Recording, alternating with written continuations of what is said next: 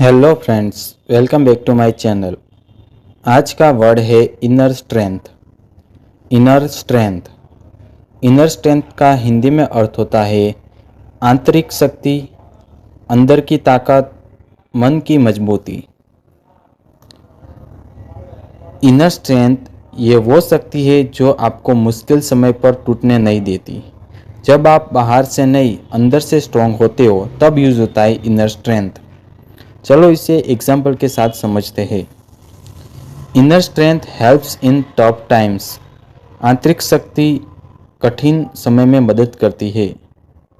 She show great inner strength. वह अद्भुत अंदरूनी ताकत दिखाती है। Build your inner strength daily. हर दिन अपनी आंतरिक शक्ति बढ़ाओ।